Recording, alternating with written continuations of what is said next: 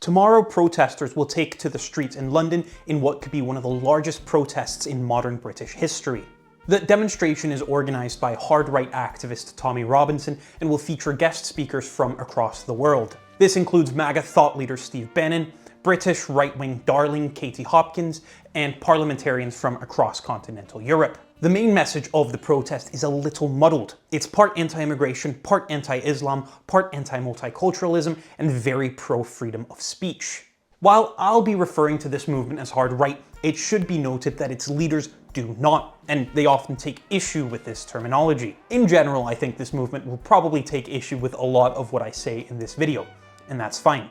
Because while I'll do my darndest to be unbiased, I also will be calling a spade a spade. So in this video, I will take you through the history of how we got here from the 1930s through to today, and then I'll try to introduce you to this world of the British hard right of today through what I would say are probably 5 of its most prominent thought leaders. And so without any further ado, let's get into it, and we'll begin with the background, starting with 1930 to 2020. In the streets, hard right activism has become a mainstay of British political culture in the way we'll see tomorrow, largely over the past year and a bit. But that's not to say none of this existed before, because it did. Some of you will be aware of the bizarre but very active British Union of Fascists, a political party which was fairly big in the 1930s until it was banned in 1940. And while hard-right politics took a bit of a backseat in the post-war years, it began really returning in the late 1960s when the National Front became the standard bearer of the movement, with skinhead groups like the British Movement bubbling under the surface. The torch was effectively passed to the British National Party in the 1990s until that party's decline in the noughties. And the movement split across a series of minor parties and action groups, including the English Defence League, Britain First, and National Action, all joining the fray.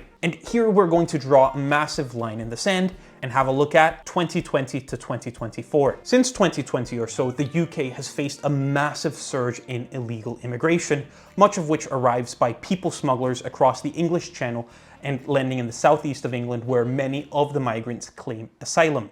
This has become a political hot potato, with all mainstream parties acknowledging the issue to some degree. The past Conservative government tried a couple different approaches to ending the crisis, most of which revolved around discouraging migrants from coming to Britain, most notably through a scheme sending asylum seekers to Rwanda while their claim was being processed.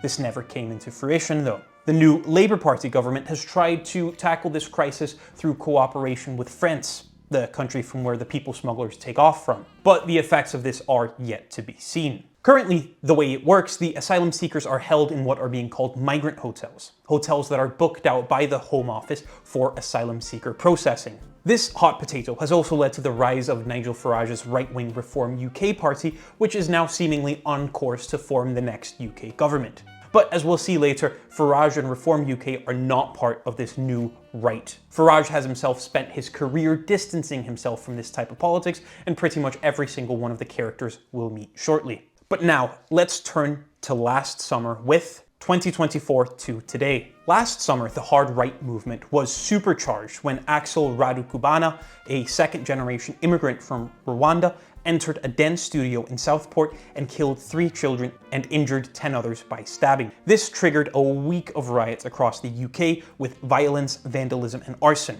The state cracked down hard on the rioters, but also on people who incited race hate on social media. This crackdown, especially on speech, further added fuel to the fire.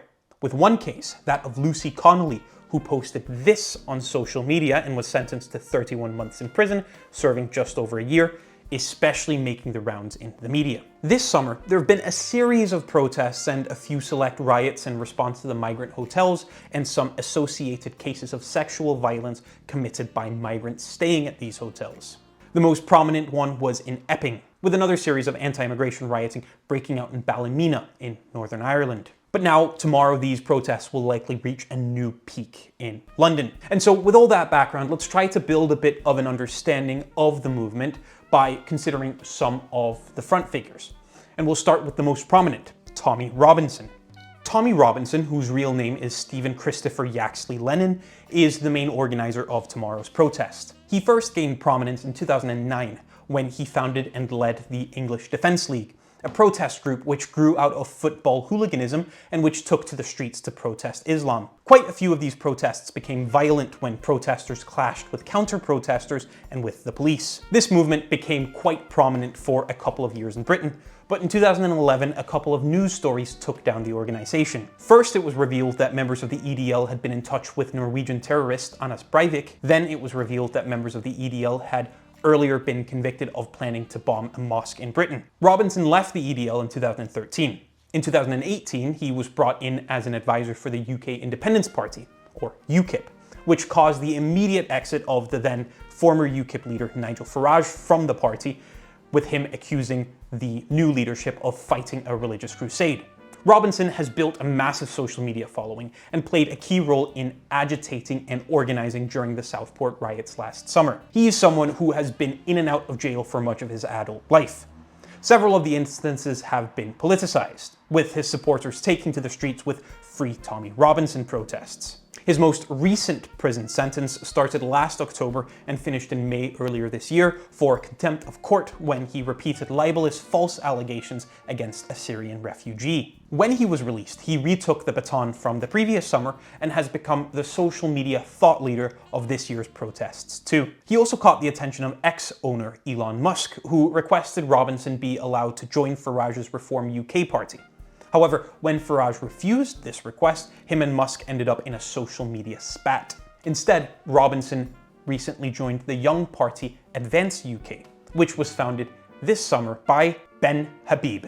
Ben Habib grew out of the Conservative Party until the Brexit negotiations period, when he joined Nigel Farage's Brexit Party and was elected as a member of the European Parliament for that very party in 2019. Habib stayed in the party through its transition to becoming Reform UK in 2021, when he became co-deputy leader. As the party truly emerged as a serious force throughout 2024, he stood twice for parliamentary elections, first in a by-election and then in the general election.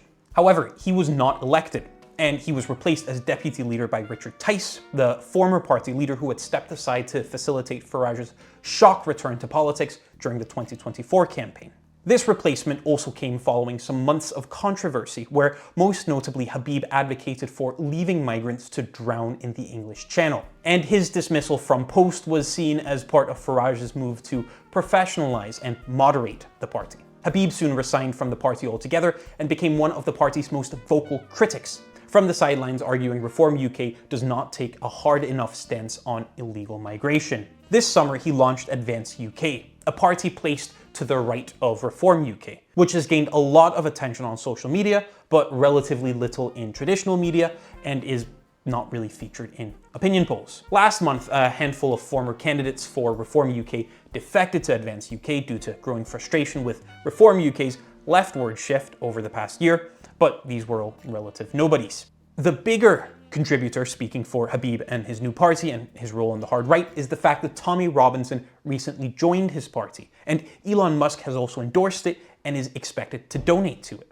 And all of a sudden, this hard right movement may have a party machine. Someone else who's been busy building this movement's infrastructure is Rupert Lowe. Rupert Lowe is a businessman who in 2024 stood for the general election for Reform UK and won his seat of Great Yarmouth. However, less than a year into the parliament, Lowe ended up in conflict with Farage and left the party. It seems there'd been some conflict within the parliamentary group, with Lowe wanting to take the party further to the right. But it wasn't until Farage and Musk started beefing over Robinson that it really came to fruition. When Musk withdrew his support from Farage, he suggested Lowe should take over Reform UK after Lowe had given an interview where he spoke positively of Robinson.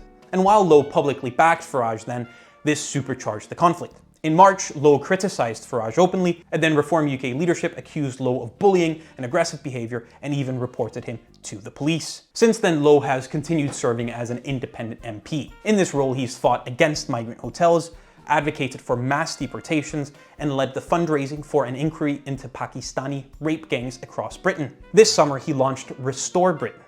This isn't a party per se, but a political organization that welcomes members of all parties with socially conservative views. Seemingly, the intention is to create a cross-party shift to the right. Lowe has kept positive relations with Ben Habib, as well as with Elon Musk. Using this new platform, Lowe has also made a big deal of statistics suggesting immigrants of certain nationalities are much more likely to commit rape in Britain. This has led to the organization's direct call for the immigration system of Britain to start discriminating. Aside from very harsh views on immigration, Restore Britain also advocates for a wide variety of other noteworthy policies, namely expanding the right to self-defense in one's own home, requiring UK universities to be openly patriotic, and abolishing postal voting. Lowe is the hard rights man in Parliament. He remains partyless, though rumours continue to circulate about him joining Advance UK or even the Conservative Party. But there's another party of the hard right these days, UKIP, which is back, though still very small,